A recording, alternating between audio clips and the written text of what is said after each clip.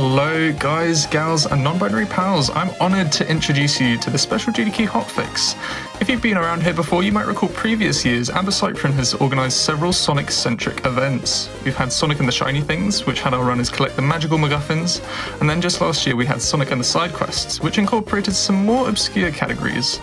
Well, this year we've got a slightly different stipulation. Yes, over the course of this weekend we are going to be bringing you a range of glitchless and no major glitches runs from modern, classic, and everything in between when it comes to Sonic.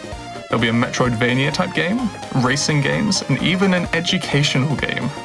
But for all of that, we are going to catch a run including the star of the Sonic the Hedgehog movie 2, Knuckles, in this original Sonic the Hedgehog fan game with the one and only Cowboy Knuckles. Take it away. Thanks, Hib. Yeah, hello everyone, I'm Cowboy Knuckles, or CBK for short, and I'm going to be showing you Sonic 1 Forever with Best Boy Knuckles. I've got two good friends on commentary with me, HUD601. Hello. And Flying Fox. Hello. Both fellow Sonic 1 Forever runners. So yeah, let's get started and we can talk about the game during the run. So 3, 2, 1, go. Good luck. Good luck. Thank you. Well, I thought, do you want to tell everyone what Sonic 1 Forever is? Let's start there. Yeah, I can. So, Sonic 1 Forever, it's a fan-made project made by the wonderful Team Forever. What they've done is that they've taken the decompilations of the 2013 mobile ports and they added some real love and polish into the game. So what they've done is they've done things like you can skip the score tally, and if I recall, once Knuckles comes out of his glide, he can spin dash straight away. Yeah, got his S3K physics, which is great.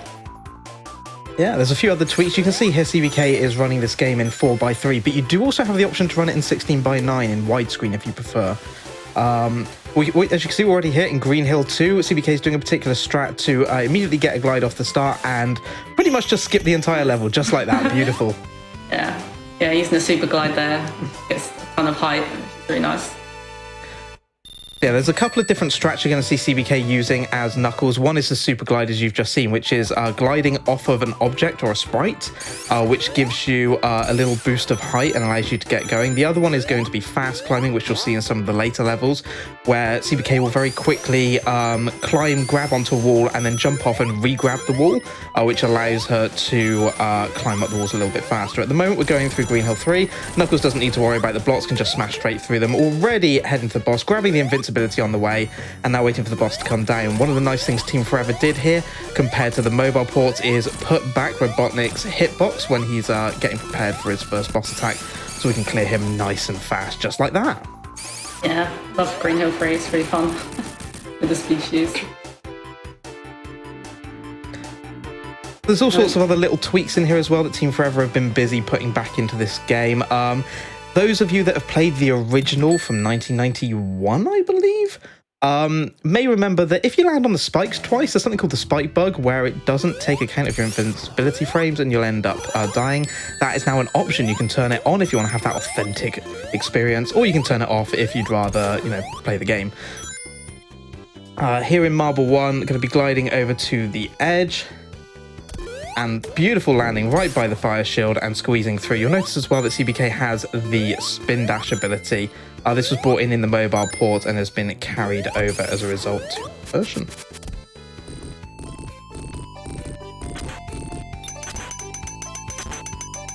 Got the fire shield here, which is going to be really handy getting over the lava. Don't want to lose it there. Spin dash straight over. Yeah, so those of you, again, that have played this game and know this game really well will know that Marble Zone introduces the lava for the first time. We have the elemental shields in this version of the game, so we have the fire shield, which CBK has right now. It protects you from the fire and protects you from the lava. There's also the lightning shield. Knuckles doesn't get the additional abilities, such as the fire dash and the lightning jump, but it does still attract the rings to Knuckles. And then there's also the bubble shield, which prevents Knuckles from drowning, which you'll probably see pop up a little bit later on in Labyrinth. But now we are in Marble 2. Well, Marble Zone is definitely the trickiest, in my opinion, in this run. To get right. Yeah, there's so many bumpy hills and it's very difficult. Yeah. Lots of fiddly platforming here. You'll see a cute little glide here over the lava. Saves any problems. Straight through the caterpillars and up to the top section. Interesting. We had a question earlier because, as we know, Sega came out with a Sonic CD remake in 2011, something that I think you have run, Flying Fox. Yeah. And somebody was wondering, you mentioned that you could play this in 16:9. Does that sort of change what happens in terms of enemies coming in and bosses, or is that sort of, I don't know, mitigated by some other means? Yeah, because I've not only have I played Disco, I've played the original as well, 2013. The only thing I know is that 4x3 is the superior resolution because it makes the bosses turn faster when they go off screen. Yeah, you've got a smaller boss area as well. As a 16:9 runner, I take great offence. Although there is one thing where 16:9 is a little bit better, and that's in Scrap Brain 2. I can mention that when we get there. Okay. So just a quick reminder here, Marble Zone 3, this is the only occasion where you may, if you watch CBK run this normally, see a glitch in the game. Pretty much all the glitches, all the level wraps, things like that have all been patched out. There is one normally in this level, but because this is the Glitchless Gauntlet, we're not going to be doing it, and that's why CBK is running the No Major Glitches category today. So instead, we're taking a unique route that was added into the game by Christian Whitehead in the original mobile remake. This was originally added for Tails, but Knuckles can take this route as well. You need to dodge the fire spitters just here and then straight up and over the top. Normally, we'd go up to the ceiling and we'd pop out pretty much right here, but to do that, we'd have to go through the terrain, hence not doing that. Doing the original strat saves about 20 seconds, so it is about a 20-second time loss doing it technically glitchless.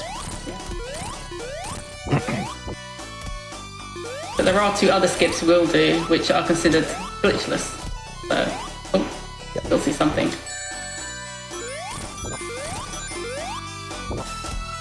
So for those of you that have never played with Knuckles in a classic Sonic game, one of the things that Knuckles does have at a disadvantage compared to Sonic is his jump height.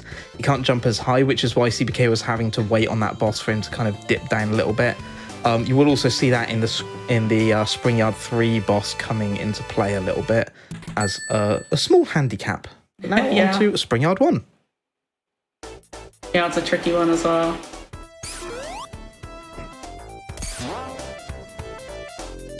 Grab the speed shoes here.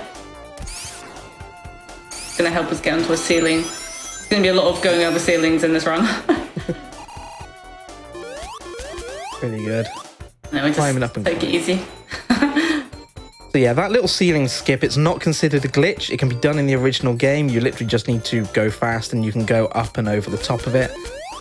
So that's why it is allowed in glitchless runs. I think that's the first of 2 times we'll see that.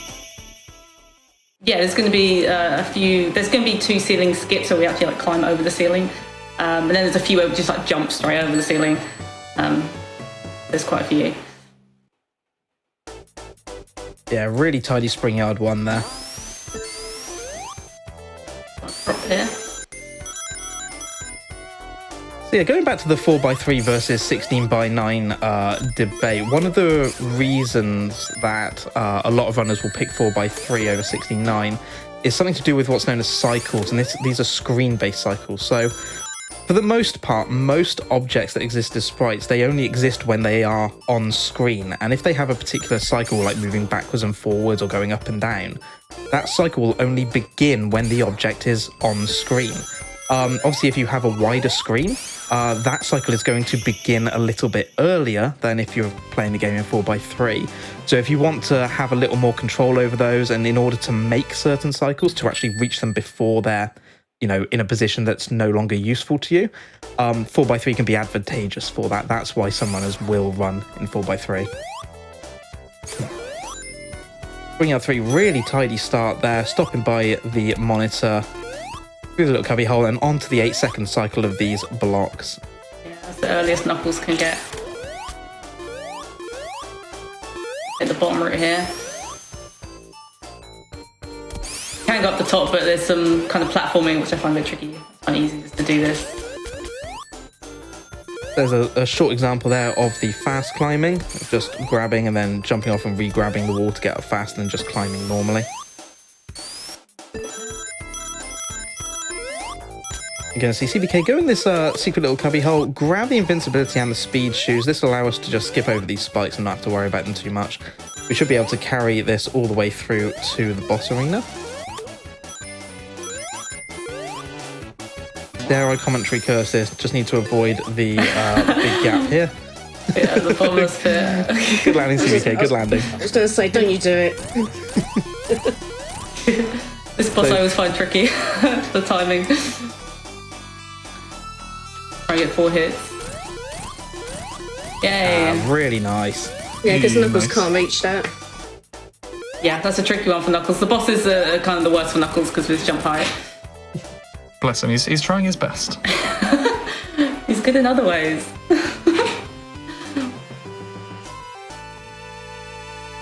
I find Knuckles really fun to play, like, personally. Like, I love his movement, the glide cancelling. I just find it really fun. So here's a Marmite zone if there ever was one. Labyrinth. You definitely either love it or you hate it. Yeah. For me, I don't I'm a mind lover it. of Labyrinth. Yeah, I don't mind it. Like, I prefer it over, like, Marble and Spring Yard, personally. So, yeah, I'm cool with it. Also, we're going to get a ceiling skip here. We'll skip most of this level. Yeah, CBK is going to head up just here. And we're going to be able to grab on, do a quick re-grab, get up over the top, and then spin dash over pretty much all of the level. Yeah, And that's the very level nice. complete. So really good to get up on top first try. That can be a really tricky, tricky little re-grab to do up there. Yeah, that one's a bit finicky for some reason, but yeah, it played well today. It's interesting, we're hearing a lot from the chat in terms of not liking this stage, so I imagine the bits that we can skip are greatly appreciated. Yeah, exactly. The more we can skip, the better, really. I used to be a hater of this stage, and I grew to love it mostly because I learnt the correct way to go in terms of speedrunning strats. If you don't know where you're going, Labyrinth it truly does live up to its name, in my opinion. Yeah. You get very lost very fast. But if you know where you're going, it's actually a really neat, pretty fast little stage. All three zones. Oh, sorry, all 3 acts.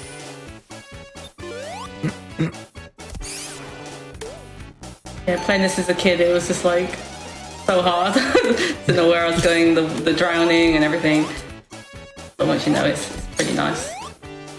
You can see CBK there making good use of the spin dash to get through. Don't fear, don't panic about the drowning music. It will go away. There we go. Yeah, we've got plenty of time there. Nice. Yeah, if you're playing the original, that's a really tight time to make. In Sonic 1 Forever, with the spin dash and with the climbing, it's no problem. Okay, Lab 3, I know a lot of people don't like this level because of the boss. But with Knuckles' climbing, it's not too bad. We're going to grab a bubble shield here. We're going to need that so we don't have to stop for any water bubbles. Some air. Yeah, you may know a strat from the original game. It's called Bubbleless, whereby there is a very specific way of getting through this underwater section, and you can make it with frames to spare, without stopping and without grabbing any air bubbles. Thankfully, no need to worry about that in Sonic 1 Forever. We'll just grab the bubble shield, and that will keep us nice and protected all the way through. One thing CBK does need to be mindful of, though, is the fact that through this speedrunning route, we basically don't collect any rings. So this bubble shield is going to be our only protection when we get to the boss.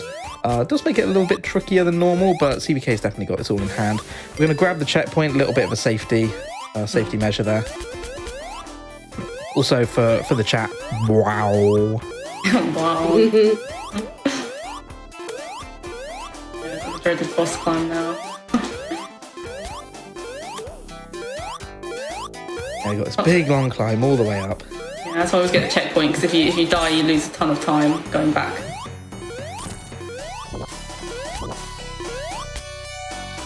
They get quite safe here with Knuckles' climbing. Like grip onto the side of the wall.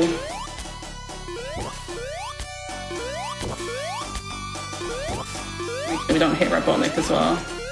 We don't actually need to destroy Robotnik here, we just need to get past him or get the With capture. ease. Nice. That was really nice climbing. We're through Labyrinth. We're through the hardest zones now. It's great. On to what is probably my favourite zone in the original, Starlight. Oh, the music. Yeah, it's lovely. Takes me back. Starlight's nice though, nice and flowy level. Not too tricky.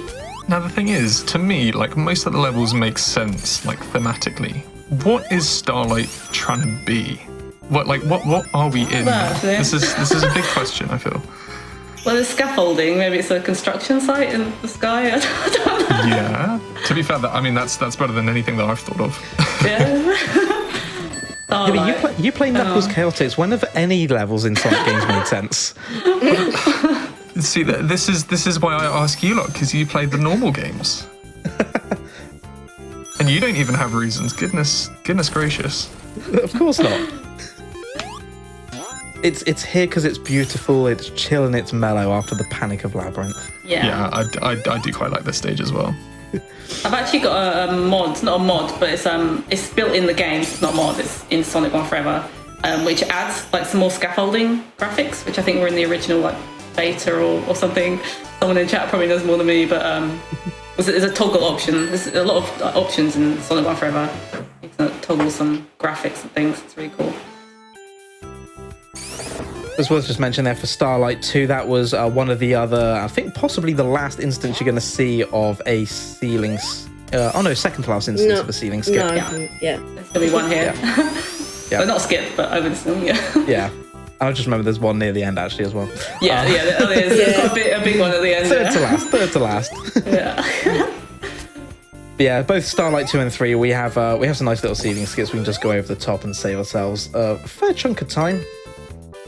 Now we're onto the Starlight boss. So this is one of the bosses where playing in 4x3 is massively advantageous because Robotnik actually goes slower between the seesaws, which gives you a lot more time to actually hit him with both the mines and get him as he's going up and goes past.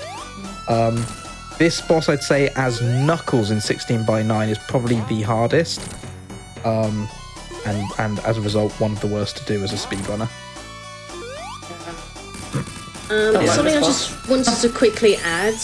If anyone's noticed that there was no orbiter there when you went up the ramp towards the boss, the devs took it out. That's one of the quality of life updates there. Yeah, exactly. Yeah, Team Forever kind of went through and took out any kind of things they deemed unfair or like hindering to the game. Oh, and they took another enemy out in Labyrinth 2 as well. Time for my favourite stage, Scrap Brian. Scrap Brian. I legit love Scrap Brian 1. I think it's fun. If it goes well.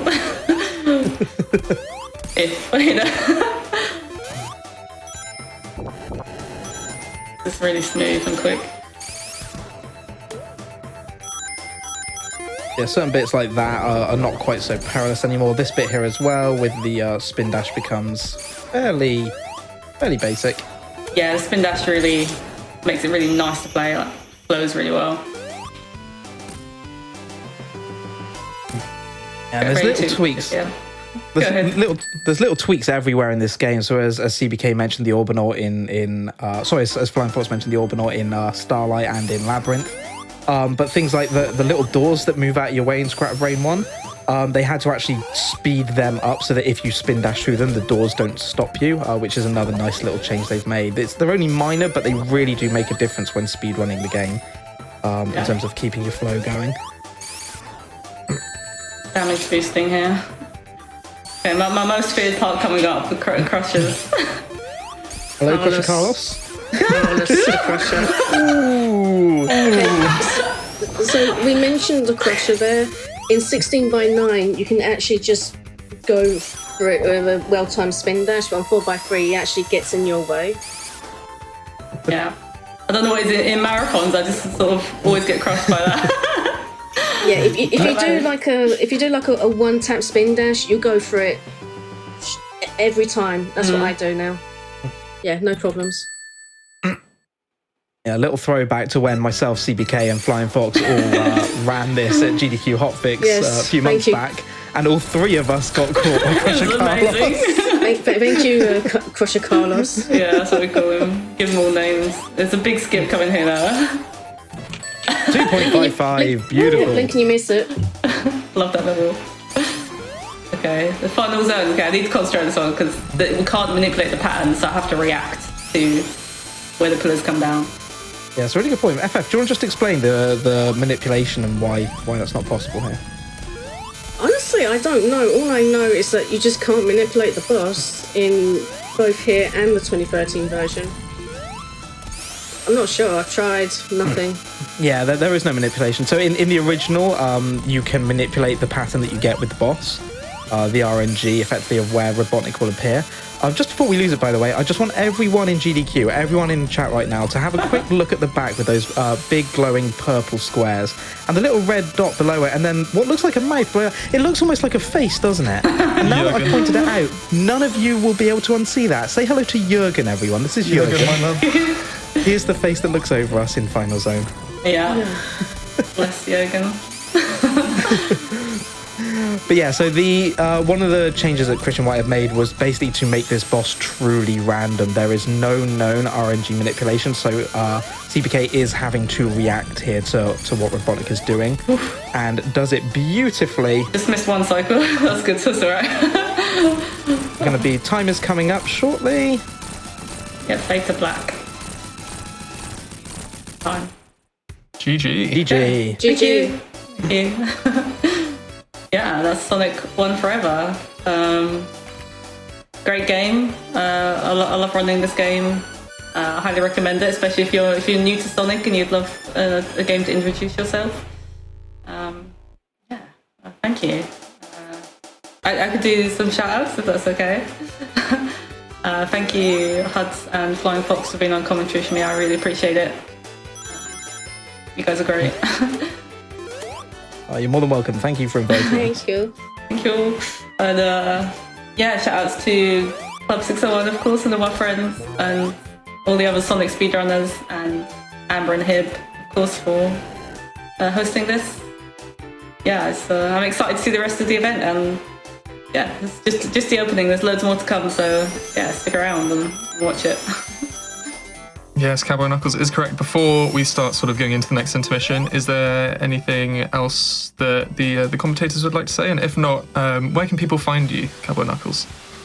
So my Twitch name is Cowboy Knuckles. So yeah, you can find me there. I stream now and again, do some speedrunning and art. So yeah, stop by, say hi. Be nice. Nice. And the commentators, is there? Just in case people would like to find you, you did a great job. Oh, too kind.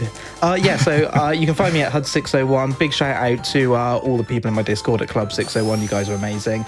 You guys are in for a real treat. 2 days of phenomenal Sonic Glitchless runs from one of the greatest communities out there in speedrunning, in my opinion. So don't go anywhere. You're gonna want to watch all of this. And much love to the fast-paced team. FF, you got anything? You can find me on Twitch. I'm It's Flying Fox, and I speedrun too many classic Sonic games. As Tails. Is there such thing as too many? Too many. Well, maybe.